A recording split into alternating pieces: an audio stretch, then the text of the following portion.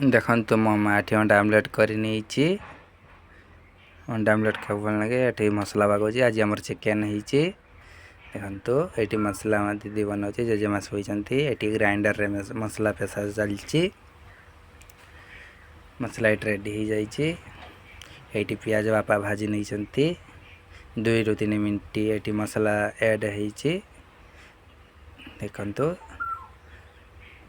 2ରୁ 3 minute ଆମେ କଷି ନେବା। ତାପରେ ଲୁଣ, ତାପରେ ଅଲଗା ସାରା ମସଲା ସବୁ ବାପା ପକାଇଛନ୍ତି। ଚିକେନ୍ ମସଲା, କରି ପାଉଡ଼ର, ଜିରା ପାଉଡ଼ର, ଧନିଆ ପାଉଡ଼ର ଆଡ଼୍ କରି ନେଇଛନ୍ତି।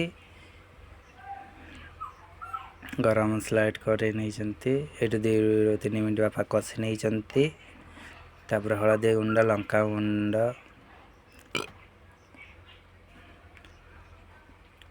ତାପରେ କଷି ନେଇଛନ୍ତି ବାପାଙ୍କ ହାତ ତିଆରି ଚିକେନ୍ ବହୁତ ଭଲ ଲାଗେ।